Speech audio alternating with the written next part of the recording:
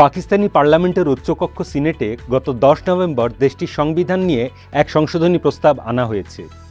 পাকিস্তানি সংবিধানের 243 নম্বর অনুচ্ছেদ নিয়ে করা এ সংশোধনী প্রস্তাব অনুযায়ী এই পরিবর্তনের ফলে দেশটির চিফ অফ আর্মি স্টাফ বা সেনাপ্রধান একই সঙ্গে চিফ অফ ডিফেন্স ফোর্স বা প্রতিরক্ষা বাহিনীর প্রধান হিসেবে দায়িত্ব পালন করবেন এবং প্রয়োজনে তাকে ফিল্ড মার্শাল পদে উন্নীত করা যাবে। এ পদে উন্নীত হলে আজীবন নানা সুযোগ সুবিধা ও দায়মুক্তি ভোগ করবেন তিনি।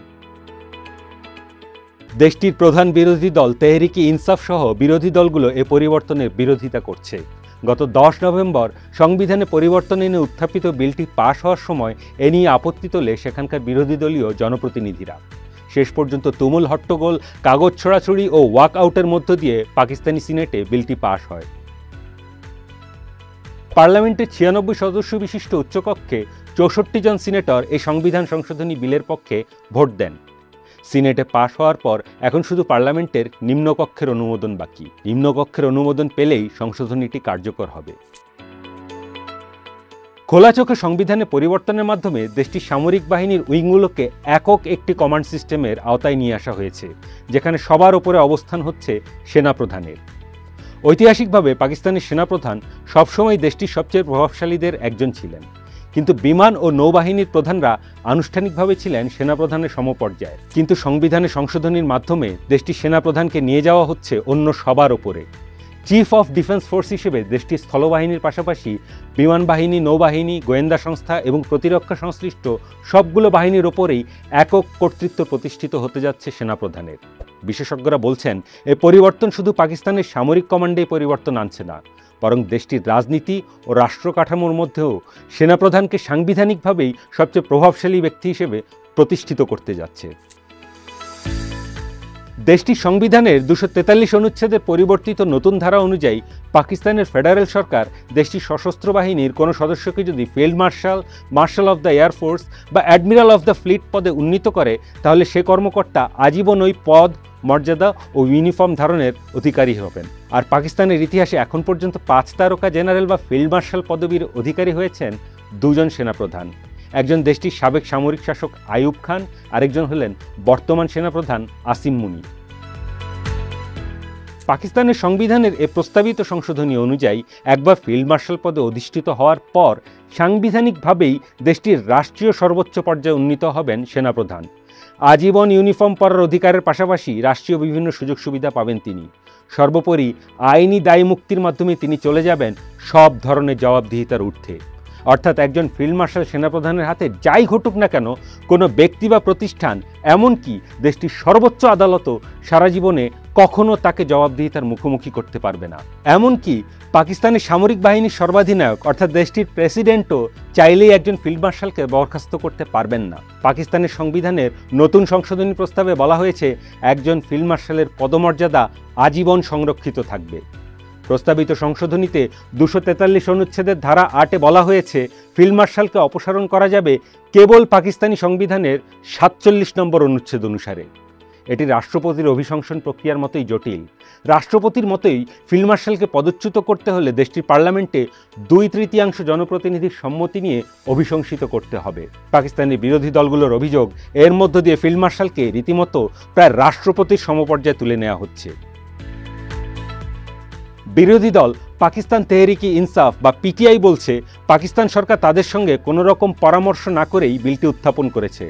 পার্লামেন্টে গোলযোগের পর দলটির জনপ্রতিনিধিরা বিক্ষোভ দেখিয়ে ওয়াকআউট করেন। এ বিষয়ে পিটিআই-এর আন্তর্জাতিক মুখপাত্র জুলফি বুখারি বলেছেন, এই সংশোধনী গণতন্ত্রের চেক অ্যান্ড ব্যালেন্স ব্যবস্থাকে ধ্বংস করবে, বিরোধীদের কণ্ঠরোধ করবে, মৌলিক অধিকার সংকুচিত করবে এবং পাকিস্তানের ক্ষমতা একটি গোষ্ঠীর হাতে কেন্দ্রীভূত হয়ে পড়বে।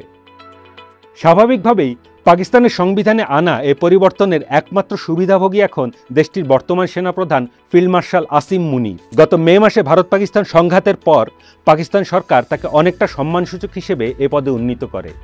এবার তার পদমর্যাদা সাংবিধানিক ভিত্তি পেতে যাচ্ছে। আর পাকিস্তানেও সংবিধান স্বীকৃতভাবেই সবচেয়ে প্রভাবশালী ব্যক্তিতে পরিণত হতে যাচ্ছেন আসিম মুনি।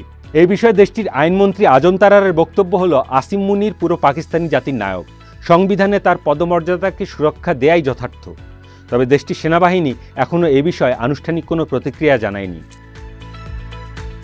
রাজনীতির পর্যবেক্ষকদের ভাষ্যমতে দফায় দফায় মিলিটারি কু, অভিজাততন্ত্রের প্রভাব এবং আমলাতন্ত্র, বিচার বিভাগ ও সর্বোপরি রাজনীতিবিদদের সঙ্গে যোগসাজশের মধ্য দিয়ে পাকিস্তানি সেনাবাহিনী এমনিতেই দেশটির সবচেয়ে শক্তিশালী ও প্রভাবশালী সংগঠন হিসেবে বিবেচিত। এবার পাকিস্তানের সংবিধানের 243 অনুচ্ছেদে সংশোধনী আনার মাধ্যমে দেশটির রাজনীতি ও রাষ্ট্র ব্যবস্থায় সেনাপ্রধানকে এতটাই ক্ষমতাশালী করে তোলা হয়েছে যা অতীতে সেখানকার কোনো সেনাপ্রধানেরই ছিল না। এমনকি দেশটির সাবেক সামরিক শাসকরাও এ পরিমাণ ক্ষমতা ও দায়মুক্তির অধিকারী ছিলেন না। যুক্তরাষ্ট্রের কানসাস ভিত্তিক ইউনিভার্সিটি স্কুল অফ লয়ের এমেরিটাস প্রফেসর এল আলী খানের মতে পাকিস্তানের 243 অনুচ্ছেদে প্রস্তাবিত সংশোধনীগুলো দেশটির জবাবদিহিতা ও আইনের শাসনের ওপর সরাসরি প্রভাব ফেলবে। আন্তর্জাতিক আইন বিষয়ক অনলাইন মাধ্যম jurist.org-তে এক সাম্প্রতিক নিবন্ধে তিনি লিখেছেন, এই পরিবর্তনের মাধ্যমে পাকিস্তানি সেনাপ্রধানের কর্তৃত্বকে সাংবিধানিক করা হচ্ছে, ফিল্ড মার্শাল পদটিকে রাজনৈতিকভাবে ব্যবহারযোগ্য করা হচ্ছে এবং এমন এক দায়মুক্তি দেয়া হচ্ছে যার ফলে ফিল্ড মার্শালকে কোনো আদালতে জবাবদিহি করতে হবে না। তার অভিমত হলো, কোনো গণতান্ত্রিক দেশে এ ধরনের দায়মুক্তি দেওয়ার ঘটনা বিরল। সেনাপ্রধান একবার ফিল্ড মার্শাল হলে তিনি আজীবন আইনি বাধ্যবাধকতা থেকে মুক্ত থাকবেন, এমনকি সেনাপ্রধান পদে থাকাকালে অপরাধ করলেও তাকে জবাব দিতে হবে না। এর মধ্য দিয়ে রাষ্ট্রদ্রোহের ঘটনা প্রতিরোধে পাকিস্তানের সংবিধানের 6 নম্বর অনুচ্ছেদের কার্যকারিতা কমে গেল। এ ধরনের ব্যবস্থা একটি নির্বাচিত সরকারের ক্ষমতাকে সেনাবাহিনীর কাছে সীমিত করে তোলে এবং সাংবিধানিকভাবেই সেনা প্রাধান্যকে প্রতিষ্ঠিত করে। এই অবস্থায় পাকিস্তানে নির্বাচিত সরকার উৎখাতের ইতিহাসের পরিপ্রেক্ষিতে দেশটির সংসদের উচিত অত্যন্ত সতর্ক থাকা।